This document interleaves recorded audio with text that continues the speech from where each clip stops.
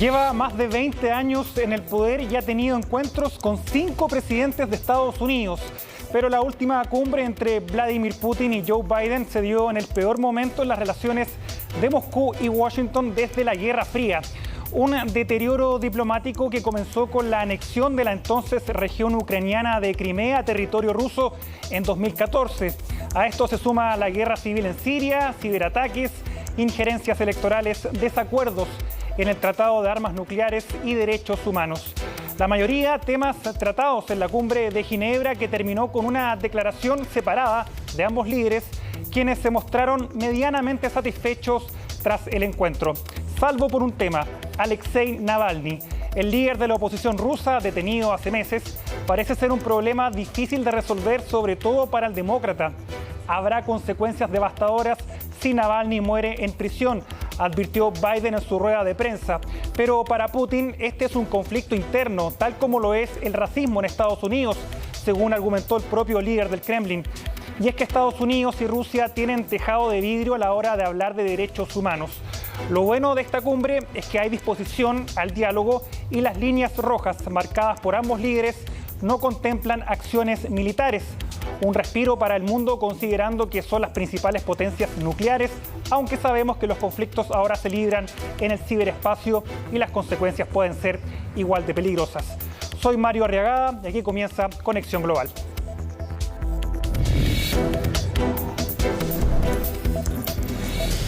Bueno, pero vamos a revisar los otros encuentros que ha tenido el presidente Vladimir Putin con los otros 5 presidentes de Estados Unidos, cada uno en un escenario distinto, con distintas tensiones, conflictos. Lo vemos en la nota de Laura Soto.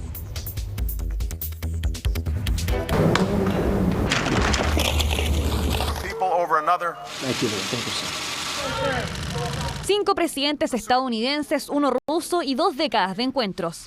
Enemigos históricos tras la Segunda Guerra Mundial, Moscú y Washington protagonizan una de las relaciones diplomáticas más complejas y tensas del planeta. Por eso, cada cumbre de líderes es seguida con atención por toda la comunidad internacional. Tras la inesperada renuncia de Boris Yeltsin, Putin asciende al poder. Clinton sería el primer mandatario estadounidense con el que se reuniría como presidente, encuentro que se concretó en junio del año 2000 en Moscú. Si bien ambos intercambiaron elogios, mantuvieron diferencias por el sistema de defensa antimisiles que Estados Unidos quería construir. Miré al hombre a los ojos, lo encontré muy sencillo y digno de confianza. Tuvimos un muy buen diálogo. Pude captar el sentido de su alma. Elogios que también se escucharon en la primera cumbre Bush-Putin en junio de 2001 en Eslovenia. Realmente superó mis expectativas porque nuestro diálogo no solo fue abierto, sino extremadamente franco. Putin fue el primer líder internacional en dar su solidaridad a Bush tras el ataque a las Torres Gemelas. Pero luego vendrían las diferencias cuando el republicano decidió retirar a Estados Unidos del Tratado Antimisiles Balísticos firmado en 1972 con la Unión Soviética. La invasión a Irak en 2002 fue otro punto de discordia entre las potencias. ¿Confío en él? Sí, confío en él. ¿Me agrada todo lo que dice? No. Y sospecho que a él tampoco le gusta todo lo que digo. Con el expresidente Barack Obama se esperaba un nuevo comienzo. Este regalo representa lo que el presidente Obama, el vicepresidente Biden y yo hemos estado hablando. Queremos reiniciar nuestra relación. Un reinicio que fracasó. Obama se reunió por primera vez con Putin en 2009, cuando el actual presidente ruso era primer ministro.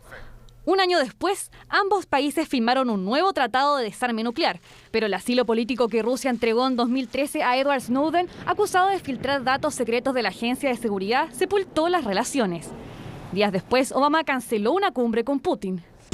Me decepcioné porque, aunque no tengamos un tratado de extradición con ellos, tradicionalmente intentamos respetar si hay alguien que quebrantó la ley en su país. Hay veces que retroceden a un pensamiento de Guerra Fría. Luego vendrían las disputas en Siria, la anexión de la región ucraniana de Crimea a Rusia y episodios de espionaje. En este contexto aparece en escena Donald Trump. La cumbre del G20 en Hamburgo fue el primer encuentro entre Trump y Putin en 2017. Ya en ese entonces se hablaba de la injerencia rusa en las elecciones en las que el magnate ganó. Las sospechas sobre una colusión entre el Kremlin y el equipo de campaña de Trump crecían. Vamos a conversar ahora y obviamente esto continuará, pero esperamos que muchas cosas positivas pasen para Rusia, para Estados Unidos y para todos los interesados. Es un honor estar con usted. Gracias. La particular buena sintonía entre Trump y Putin generó sospechas incluso entre los republicanos. Pese a que la inteligencia norteamericana confirmó la injerencia rusa en las elecciones, el magnate nunca tomó una postura firme frente al ex agente de la KGB. Hablamos por teléfono algunas veces sobre temas bilaterales e internacionales muy importantes, pero esas conversaciones definitivamente nunca son suficientes. Joe Biden llegó a la Casa Blanca con el objetivo de reposicionar a Estados Unidos en el tablero geopolítico y eso incluye hacerse respetar frente a Rusia. Este miércoles el veterano demócrata tuvo su primer cara a cara con Putin en una cumbre de 3 horas y media donde podría comenzar una era en las relaciones de estas potencias para bien o para mal. Bueno, y para analizar más en profundidad lo que fue esta cumbre en Ginebra, Suiza, vamos a tomar contacto con Cassandra Sweat, doctora en Ciencia Política de la Universidad de Cambridge, ya una amiga de nuestro espacio, Cassandra, en Conexión Global. ¿Cómo estás? Agradecerte, obviamente, que estés con nosotros acá en Conexión Global y preguntarte de lo más general, ¿qué te pareció esta cumbre que se llevó a cabo en Suiza? ¿Cuáles fueron tus impresiones respecto a estas conferencias de prensa que dieron por separado los líderes de Rusia y Estados Unidos? Sí, muchísimas gracias por la invitación. Yo creo que sin duda hoy claramente, a mi modo de verlo, expresó en su pleno el conflicto y la tensión que ahora existe entre Rusia y Estados Unidos y las ganas de alguna manera de estos dos poderes de reencontrar una cierta estabilidad que no ha existido en los últimos años.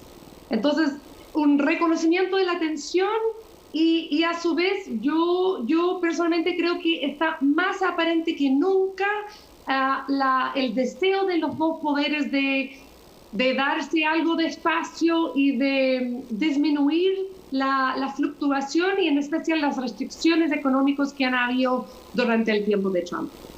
Y en ese sentido, Cassandra, después de que escuchaste las dos conferencias de prensa, ¿quién crees tú que se vio más beneficiado de esta cumbre o más fortalecido, Putin o Biden? Leí varias críticas hacia la postura que tuvo Biden. No sé si compartes que muchos dicen de que Putin podría aquí haber salido más fortalecido. Oye, parece que estamos comentando de un juego de fútbol, ¿no es cierto? Como si fuera como dos equipos, de dar los dos equipos notas y en ese sentido yo creo que todo el mundo está claro que esto es un show, o sea, es un momento en un gran juego, en los múltiples niveles de Estado. Existe un cierto guerra, una guerra fría, una guerra más silenciosa, una guerra electrónica. En este momento, cuando digo que existe tensión entre Estados Unidos y Rusia, yo no creo que yo no quiero minimizar para ustedes la potencial de conflicto entre estos dos estados. En los últimos 100 años nos ha mostrado de que la falta de confianza entre estos dos estados es tan grande. Entonces, darle una nota, te digo que, mira, Biden, por lo que podría ser, de 1 a 7, yo digo un 6. Más porque nada, porque la esperanza es de que Biden va a tomar algún paso incómodo y decir algo extraordinario y que se siente frágil cuando él esté hablando de alguna manera. Pero lo manejó, seleccionó el camino un poco más agresivo. Y Putin tomó mucho más tiempo y de alguna manera obviamente lo disfruta el teatro internacional. Le gustó tener la atención como uno de los líderes en términos políticos globales, estructurales, de tener esa tensión de un Biden, pero también mostró sus debilidades en términos de los conflictos internos que ya están aparentes. La necesidad ahora de intentar controlar el Estado, el giro realmente autocrático que veamos en ese estado y de alguna manera difusándose en Europa del Este. Sí, y de eso te quería preguntar, Cassandra. Hay, claro, más allá de los temas internos, está el tema de Alexei Navalny, que parece ser que no se avanza mucho en ese tema. Se le preguntó muchas veces a Putin sobre el tema de la detención del opositor, y él comparó lo que pasaba en Estados Unidos con el racismo, que son situaciones internas que cada gobierno tiene que resolver. ¿Cómo viste ese tema, que para muchos era el más espinoso, se podría decir, de esta reunión? Bueno, ahora se comentan mucho sobre esa comparación, ¿no es cierto?, que a lo cual usted está aludiendo, en lo cual Putin dice, mira, puede ser que yo estoy reprimiendo a los voces diferentes democráticos en mi país, pero ustedes están persiguiendo personas que hicieron esa invasión en su capital. Y en el fondo ellos son disidentes políticos también. Entonces vos es tan autocrático como yo. Pero todos sabemos que eso no es verdad, de que en el caso de Rusia ahora hay atención en un caso, pero los casos son múltiples. O sea, está frecuente la supresión de cualquier tipo de expresión política en Rusia ahora, además de las grandes represiones de grupos como homosexuales, mujeres, pero grupos de oposición en general. Un cuento muy complicado. Lo que pasó en Estados Unidos también es complicado, pero no es el caso de que las personas que invadieron el capital de manera violenta, y de que esa invasión de instituciones formales propiamente tal no es una expresión democrática. Y perseguir las personas que estaban involucradas en esta acción no es comparable a lo que Putin está realizando. Entonces, muy bonito el cuento, un clásico Putin, pero no tiene nada de conexión con la realidad. Sí, y Cassandra, en ese mismo tema, Biden dijo de que si le pasaba algo en prisión a Navalny, habría consecuencias devastadoras, dijo el presidente de Estados Unidos. ¿A qué crees tú que se refiere con consecuencias devastadoras si vemos que a un Putin que en los últimos 15 años ha hecho lo que ha querido, que ha cruzado estas líneas rojas que Estados Unidos ha marcado, y parece que las sanciones económicas parecen que no afectan en nada al presidente ruso? ¿De qué amenaza está hablando entonces Biden, que también descartó la idea de un conflicto militar? Mira, es una expresión, como muchas expresiones, la verdad que no tiene mucho peso propiamente tal. Estados Unidos no va a haber un momento de cruzar una barrera, de cruzar una línea. Lo que pasa ahora es que son dos estados que están activamente en conflicto, están en un cierto conflicto. Han habido, por uso digital de varios instrumentos, intentados en crear disrupciones en Estados Unidos, en su democracia, en sus sistemas, en la información. Lo que estamos viviendo ahora es una pandemia real de falta de información. Los estados lo están usando. Sabemos que Rusia ha estado involucrado en varios ataques de los espacios ciber. Sabemos que Estados Unidos también está desarrollando estos instrumentos. Entonces, lo que Biden está diciendo no es un secreto, no es una amenaza, más que nada un reflejo de lo que está pasando.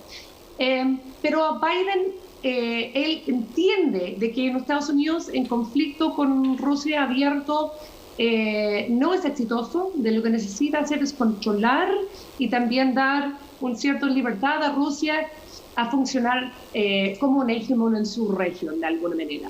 Es un gran equilibrio, porque lo quiere controlar, pero no quiere un conflicto de guerra completa. Claro, y en ese sentido Putin es muy impredecible, su gobierno es muy impredecible respecto a las decisiones que toma.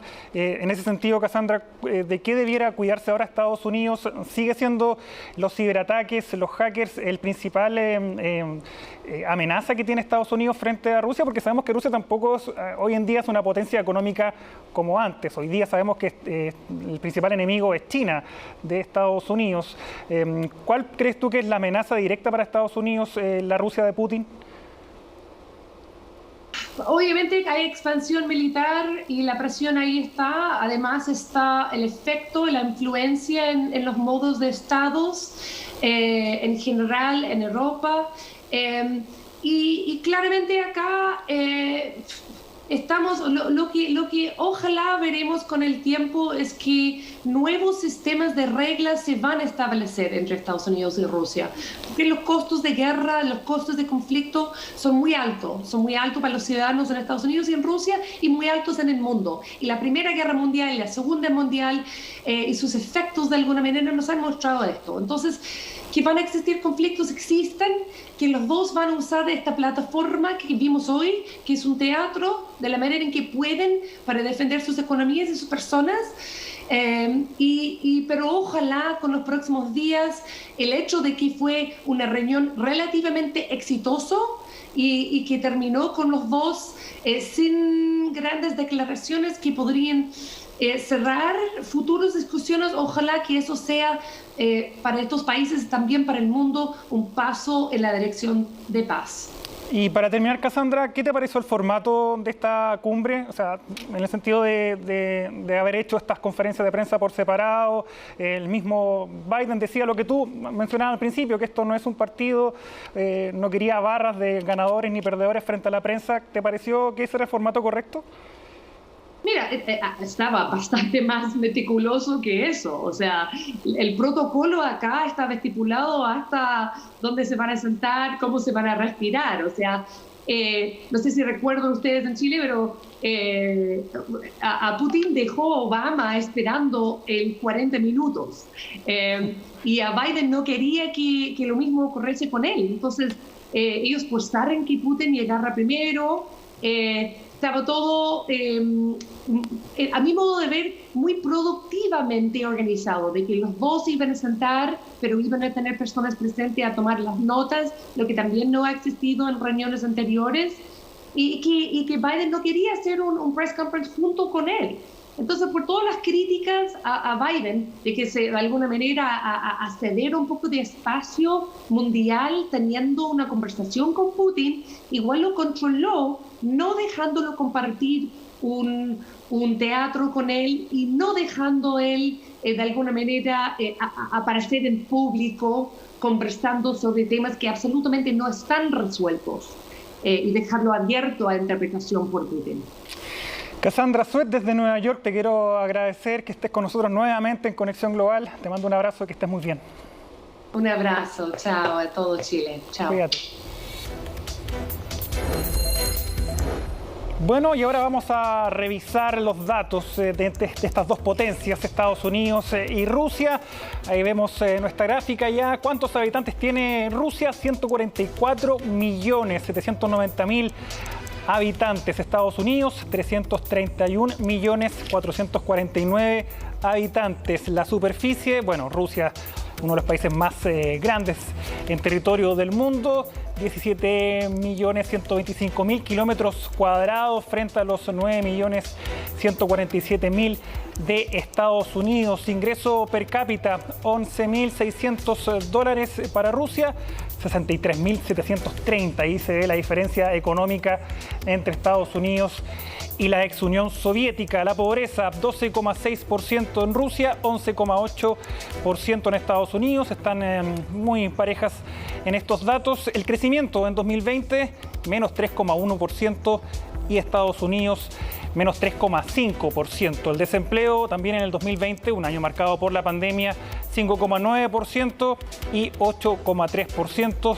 Estas son las gráficas entonces que comparan las cifras entre estadounidenses y rusos. ¿Qué pasa con las cifras del COVID-19? Veamos, el total de contagios en Rusia es de 5.176.000 casos confirmados, 33 millones Estados Unidos, la nación más golpeada por la pandemia. Lo hemos dicho hasta el día de hoy. se ve reflejado también en el número de muertos, 125.000. Para Rusia, decesos por esta enfermedad, 600.000. Estados Unidos, de hecho, superó esta barrera hace unos pocos días, pero ojo que en Rusia se está viendo un aumento en los casos. Hay muy poca gente que se está vacunando en Rusia, a pesar de que tienen en su poder 4 vacunas. La más conocida, la Sputnik V, que ha llegado incluso a América Latina. Dosis administradas, 32.865.000. El 12% de la población rusa se ha vacunado frente a el 52,9% de dosis ya que es administrado Estados Unidos, y de hecho esas vacunas se está viendo de los efectos que ha caído los contagios y los decesos en Estados Unidos. Completamente vacunados el 9,8% de la población rusa frente al 44% de Estados Unidos. Acá también vemos estas cifras en relación a la pandemia, que también han sido protagonistas estos dos países desarrollando las vacunas, una Estados Unidos, Pfizer, Moderna, entre otros, y también Rusia, como les decía, la Sputnik V, que ha sido administrada en varios países del mundo. Vamos a seguir analizando lo que dejó esta cumbre entre Biden y Putin. Vamos a tomar contacto con Vladimir Rubinsky, doctor en Ciencia Política y Relaciones Internacionales, profesor titular de la Universidad ICESI en Cali, Colombia. Muy buenas noches, Vladimir. Agradecerte primero que estés con nosotros acá en CNN Chile. Y quería partir también con la misma pregunta que le hice a Cassandra. En términos generales, ¿qué te pareció esta cumbre a raíz también de las conferencias de prensa que dieron tanto Biden como Putin? Buenas noches, muchas gracias por esta invitación. Yo creo que sin duda ninguna ha sido una reunión extremadamente importante y por varias razones. La primera razón es porque en este contexto de tanta tensión que existe en los Estados Unidos y Rusia, es muy importante cualquier oportunidad, aunque puede ser muy pequeña, para poder mejorar las relaciones. Y yo creo que desde esta perspectiva la reunión sí cumplió con esta tarea, porque fue una reunión productiva, como dijeron ambos de los líderes, que permitió a ambos presidentes establecer precisamente dónde están en este momento Rusia y Estados Unidos frente a las relaciones bilaterales y con algunos ítems en la agenda global. Entonces yo creo que sí es una reunión muy importante. Por otro lado, yo creo que también hay que tener en cuenta que Vladimir Putin en su conferencia de prensa hizo esfuerzo para demostrar que Rusia ya no quiere definitivamente jugar según las reglas de juego que están propuestas por los Estados Unidos, y mientras Joe Biden reconoció esta nueva situación y precisamente dijo que a pesar de que Rusia no está dispuesta a jugar según las reglas de juego aceptados en la arena internacional, los Estados Unidos van a encontrar la manera para negociar con Rusia. En ese sentido, Vladimir, ¿tú tampoco encuentras que hubo beneficiados, ganadores en esta cumbre? Yo creo que ambos, Rusia y Estados Unidos, realmente resultaron ganadores, porque en este contexto, en este momento, es súper importante que los líderes de las dos grandes potencias nucleares, además, y de esto ellos también estuvieron hablando, tienen una comunicación fluida. Ambos políticos, tanto Biden como Putin, valoran demasiadamente las relaciones personales, y es una oportunidad de oro que ellos tenían a pesar de los tiempos de pandemia, pero para reunirse personalmente, establecer este contacto personal, aunque para ambos no era la primera reunión, ellos sí estuvieron reuniendo antes, pero para Joe Biden era la primera reunión en calidad del presidente de Estados Unidos. Había mucha tensión, Vladimir, previa a esta cumbre. ¿Crees que fue un error los dichos del presidente Biden en catalogar como asesino a Putin? Yo creo que, por un lado, claramente, yo estoy convencido que no fue algo planeado por Joe Biden en esta entrevista que él hizo, pero por otro lado, Vladimir Putin también hizo una referencia a este hecho, diciendo que, bueno, el presidente anterior de los Estados Unidos nunca arriesgó decir esto de manera abierta, mientras Biden lo dijo de manera muy directa. Entonces, yo no tengo ilusiones, dijo Vladimir Putin, y esto es además una situación que conviene a los ambos. Yo creo que a Vladimir Putin le importa un poco que realmente están diciendo los otros, porque lo que le importa es el manejo de esta información por los medios de comunicación en Rusia, y él tiene el control absoluto sobre eso. Vladimir, uno de los temas que más ha costado avanzar y que va a costar más avanzar en el futuro es el tema de la situación de Alexei Navalny y la oposición en Rusia. El presidente Putin comparó esta situación con las protestas en el Capitolio en Estados Unidos, que son temas internos, que cada país resuelve de su propia forma cómo manejar estos conflictos. ¿Qué te pareció esa analogía que hizo el presidente Putin con respecto a comparar la situación con el asalto al Capitolio? Bueno, hay dos dimensiones de esta respuesta de Vladimir Putin. La primera dimensión tiene que ver con el hecho de que Vladimir Putin es un máster, un maestro de desinformación, porque muchas de las cosas que él dijo de manera abierta no son ciertas y todo el mundo lo sabe, pero otra vez él controla los medios de comunicación en Rusia, entonces nadie atreve a decir a Vladimir Putin que él no está decimos toda la verdad en este sentido. Pero por otro lado, precisamente es una posición de Vladimir Putin, de su forma de ver el estado de las cosas, porque claramente para nosotros sería muy difícil comparar lo que hicieron en Washington, ese asalto en Capitolio, y el hecho que lo que hizo Navalny es revelar la información correcta con todas las evidencias acerca de los casos de corrupción de Vladimir Putin y su círculo cercano. Pero para Vladimir Putin es el mismo tipo de la amenaza para su régimen como para los Estados Unidos, lo que ocurrió en enero. Entonces yo creo que es otra evidencia más sobre cómo Vladimir Putin y las élites rusas están viendo el mundo. Biden llegó a esta cumbre, Vladimir, con el respaldo de la OTAN, con el respaldo de la Unión Europea, ahí recomponiendo lazos que había roto ahí Donald Trump. En estos momentos, ¿cuál es el respaldo que tiene Rusia a nivel internacional para enfrentar a esta alianza y estas advertencias que lanzó previo a esta reunión tanto la OTAN como Bruselas y el mismo Biden? Muchas gracias por esta pregunta, porque creo que es una pregunta muy importante, porque puede parecer que Rusia no tiene aliados, pero no es así. Yo creo que hay muchos regímenes alrededor del mundo que no son las democracias liberales, que realmente ven en Rusia, en Vladimir Putin, un líder de este cuestionamiento del orden internacional establecido, liderado por los Estados Unidos y las potencias occidentales. Entonces, en ese sentido, Vladimir Putin sí cuenta, por lo menos los países que le están apoyando a Moscú, comenzando con China y mencionando a Turquía e incluso los países en América Latina. Venezuela, Nicaragua, de alguna otra manera los gobiernos que están ubicando también en Argentina, que seguramente de pronto no va a poder cualificarse 100% como los aliados, pero por lo menos no enemigos de Rusia. El otro tema complejo es el tema de la situación en Ucrania, de la frontera de Ucrania y Rusia. No se refirieron mucho en la conferencia de prensa sobre este tema, pero a tu juicio, ¿por qué la OTAN no ha querido incorporar a Ucrania? ¿Crees que esa decisión podría generar la indignación de Rusia y podría de alguna forma tensionar más ya los ánimos con Occidente? Yo creo que para la OTAN sería muy arriesgado en este momento ofrecer la membresía a Ucrania, precisamente porque se trata de un conflicto todavía no terminado. Es un conflicto que está muy vivo, lamentablemente, y tiene demasiados riesgos. Además, Vladimir Putin ha mencionado en muchísimas ocasiones que esto sería una línea roja.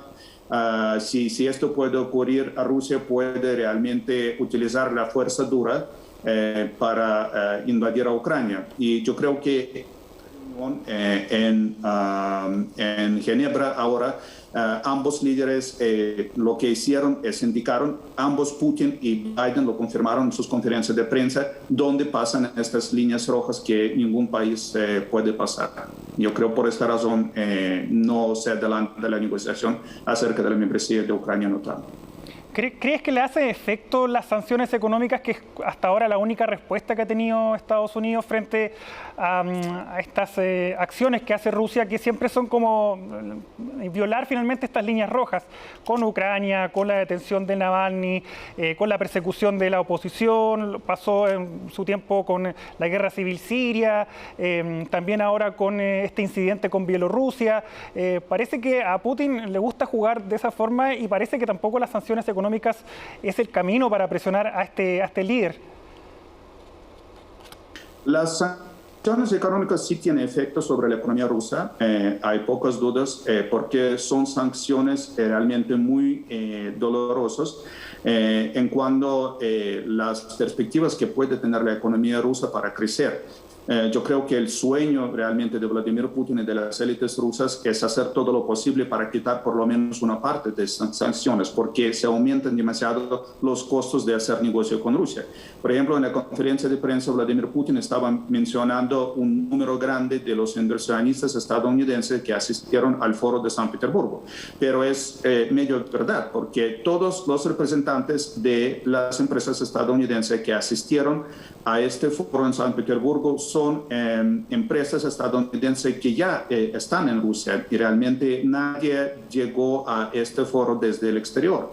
Y una de las razones precisamente la existencia de las sanciones y son bastante eficaces. En Venezuela, la empresa rusa Rosneft, que invirtió tanto millones de dólares, billones de dólares en Venezuela, una vez los Estados Unidos mostraron realmente los dientes, tenían que salir y cerrar todo su negocio y hacer todo lo posible para que todo el mundo sabe que ya no están en Venezuela. Vladimir Rubinsky, te quiero agradecer este contacto con CNN Chile, te mando un abrazo y estaremos obviamente en contacto más adelante con otras informaciones internacionales. Muchas gracias. Muchas gracias por la invitación. Hasta luego. Nosotros nos vamos a una breve pausa comercial y ya estamos de regreso con más detalles de esta cumbre histórica entre Vladimir Putin y Joe Biden. Espérenos.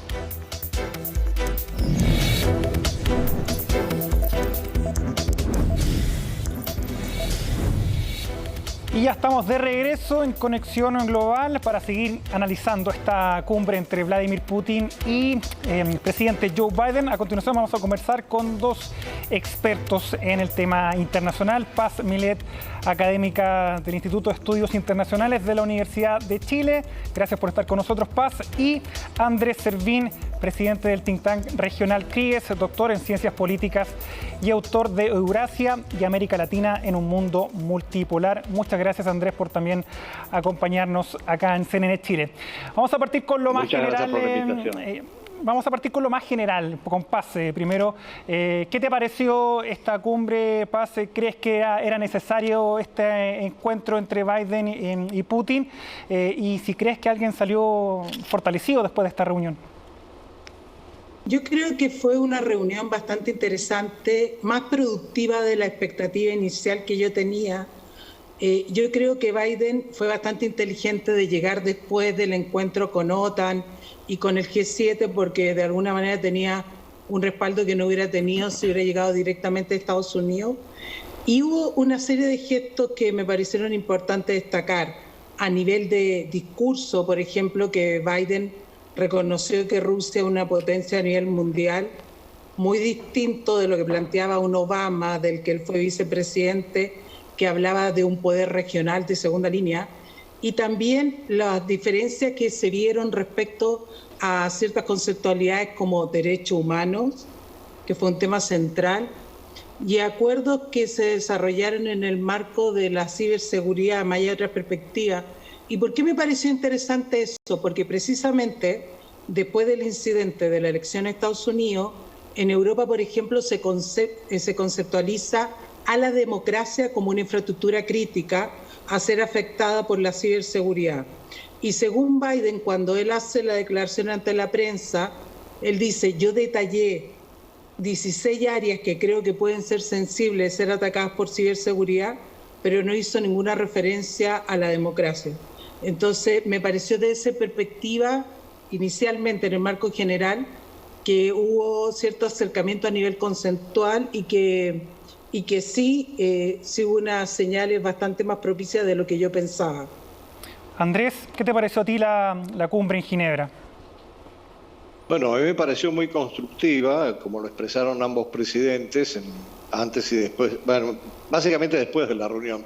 Pero creo que es importante resaltar primero que se haya realizado la reunión. ese es un gran paso en el sentido de restablecer el diálogo y la comunicación entre Rusia y Estados Unidos. Segundo, creo que tenían una agenda muy extensa. En realidad tenían planificado 5 horas divididas en las reuniones entre 2 equipos, uno más restringido, otro más amplio. Al final se redujeron como a 3 horas y media. No sabemos exactamente todo lo que se trató en base a las 2 conferencias, pero yo creo que la prioridad fue la estabilidad estratégica y el control de armas en primer lugar. En segundo lugar, lo que mencionaba Paz, el tema de ciberseguridad.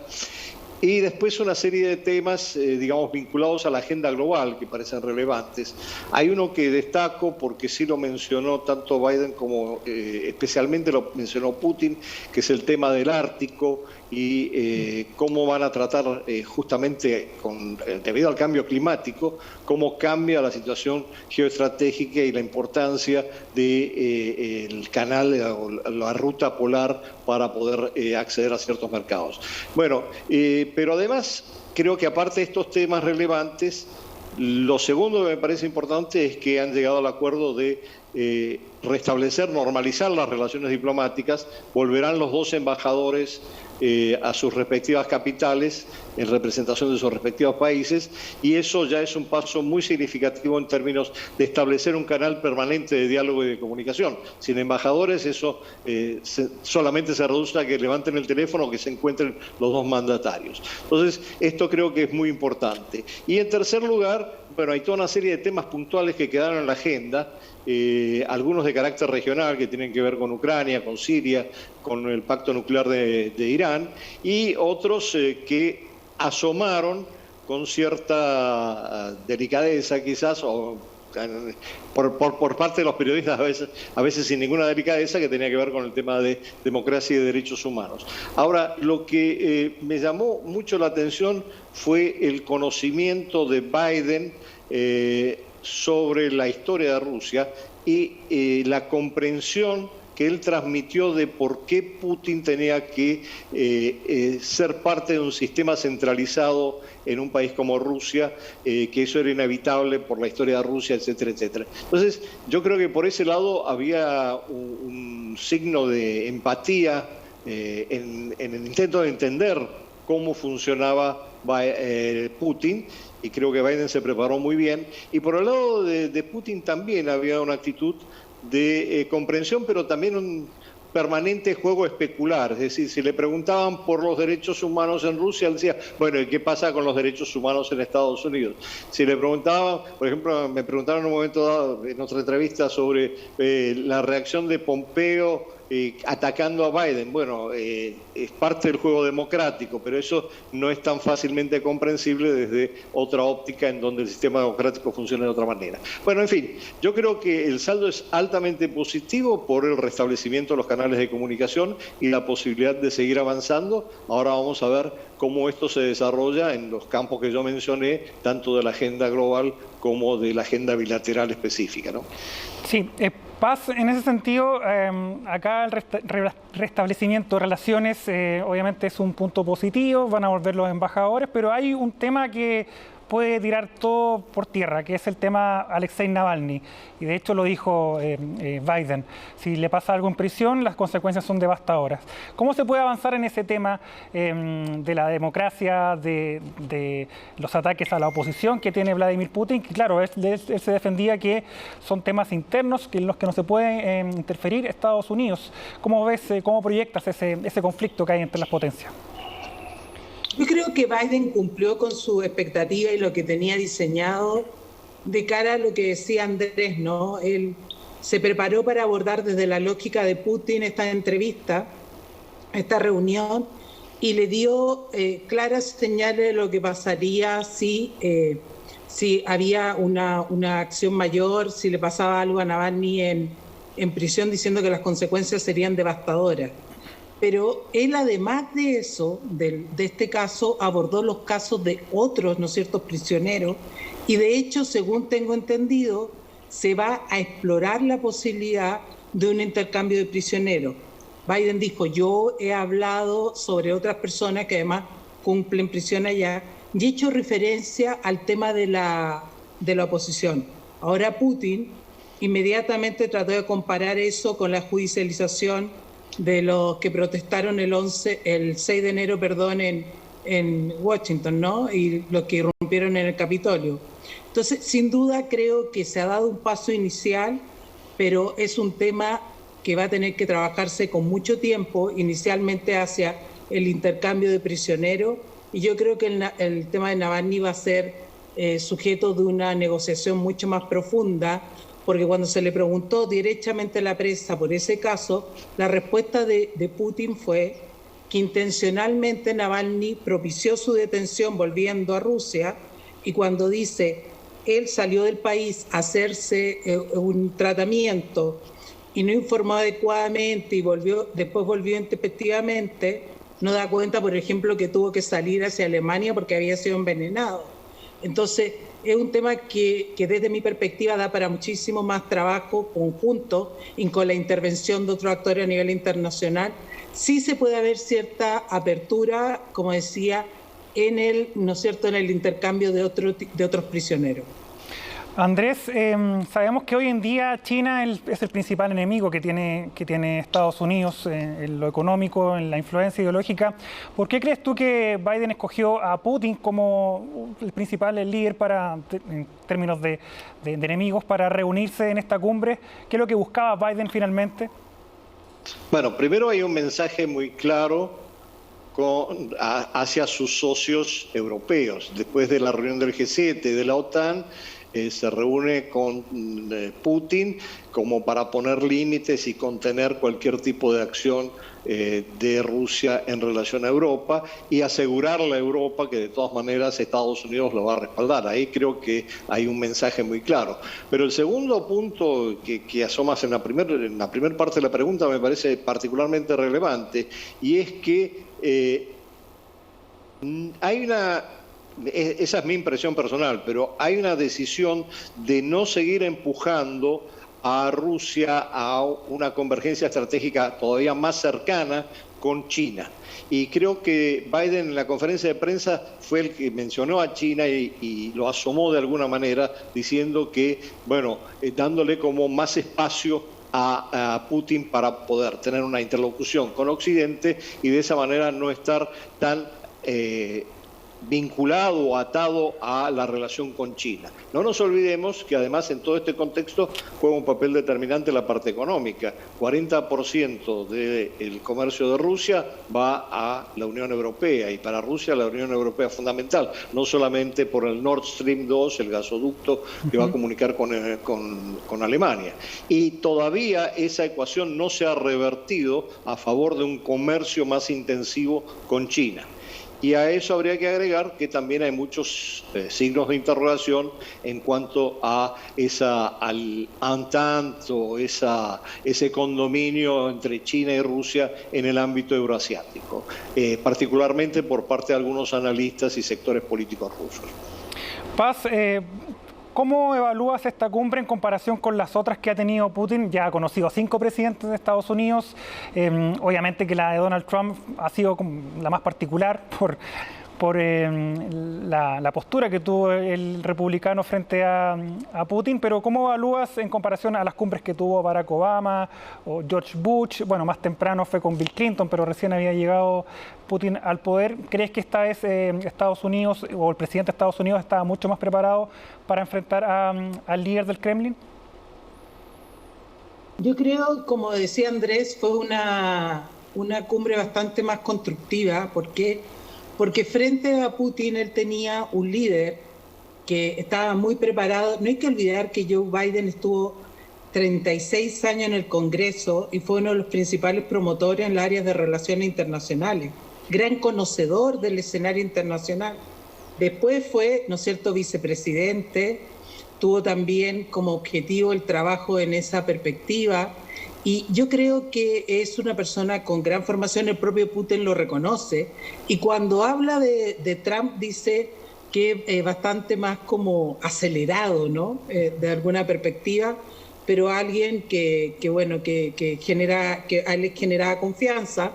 Y desde la perspectiva de Biden, habla de que no hubo una situación de amistad, no tuvieron una relación cercana, pero sí de respeto. Yo creo que eso fue fundamental porque para Putin, a diferencia quizá de otros presidentes con los que estuvo al frente, Biden planteó un escenario de mucho respeto. Llegó muy preparado a esta reunión, llegó con cierto apoyo, como decía al inicio, y llegó muy claro respecto a las perspectivas que quería abordar y lo que quería alcanzar. Como plantea Andrés, y uno de los principales logros es la restitución de los embajadores, pero también la construcción de una agenda de futuro que puedan compartir ambos países.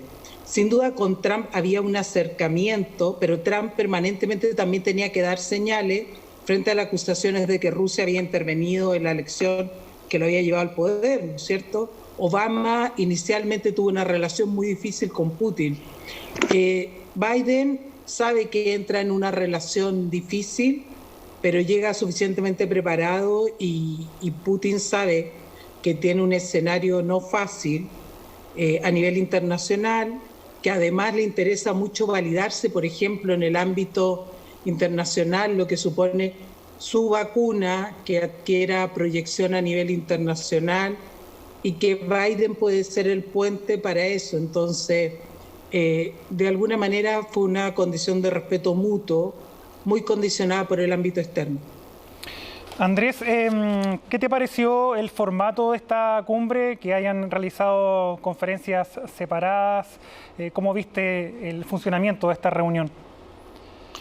Bueno, desde el punto de vista interno, lo que sabemos es que, como decía, hubo dos reuniones, una, digámoslo así, en petit comité entre los dos presidentes y sus respectivos ministros de Relaciones Exteriores o secretario de Estado, y después una más amplia para tratar una agenda más amplia.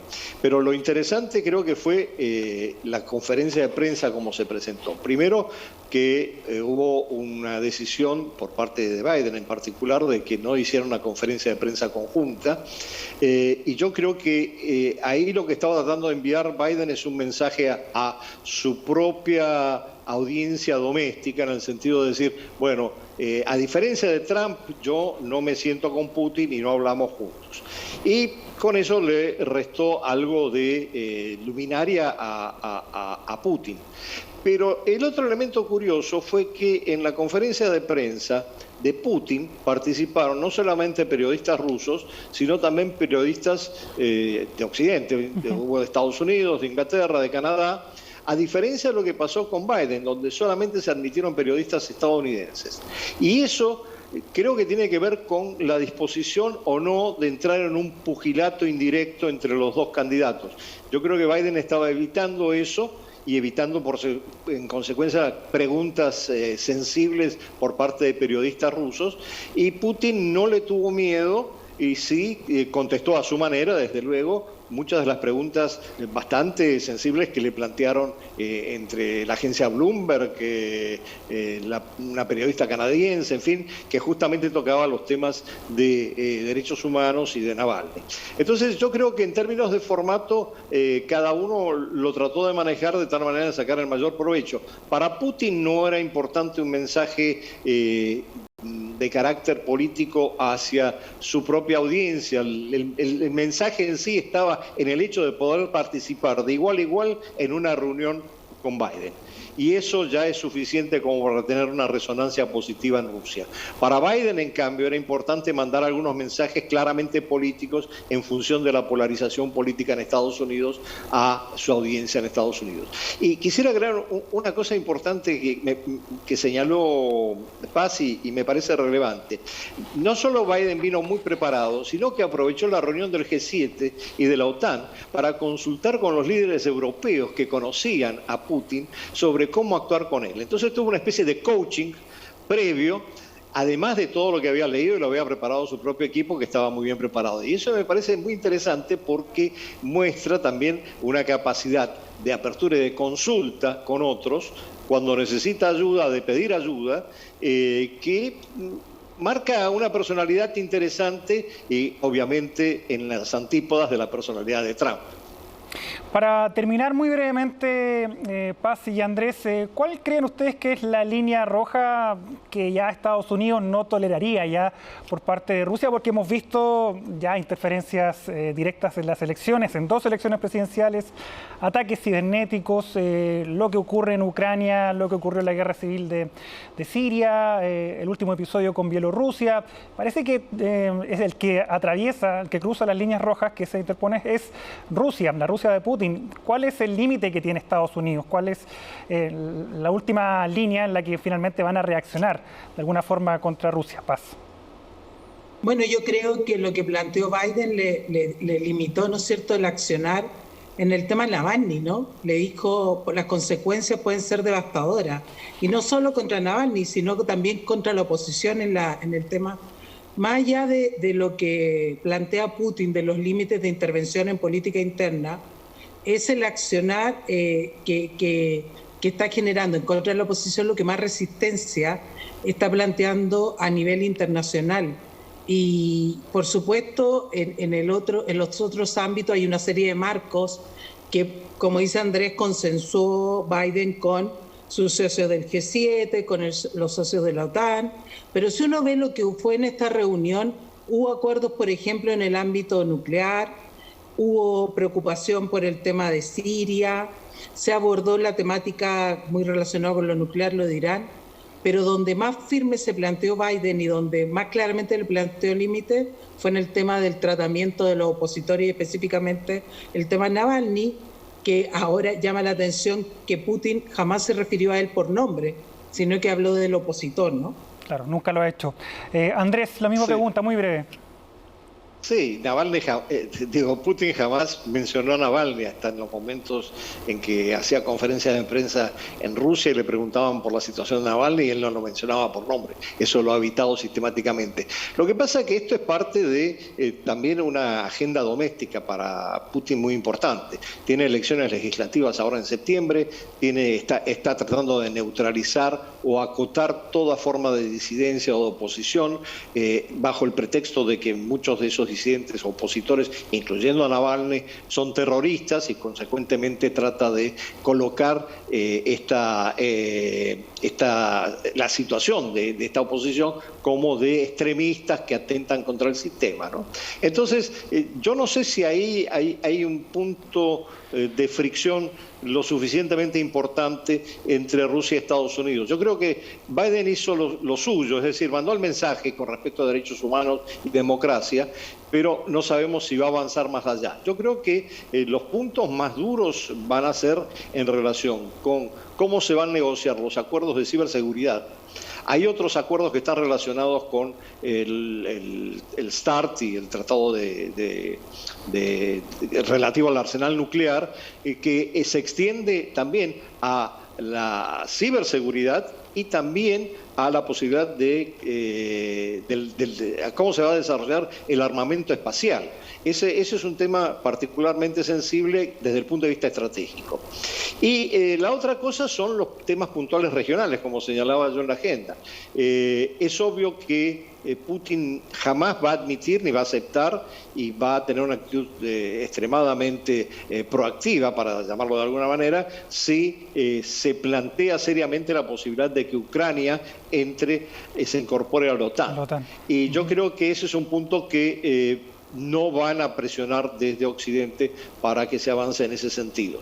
Ahora, lo que sí va a haber seguramente es algún nuevo empujón para que los acuerdos de Minsk entre Ucrania y Rusia se puedan avanzar y eventualmente se llegue a algún diálogo con los separatistas de Lugansk y Donetsk. Eso veremos si se da.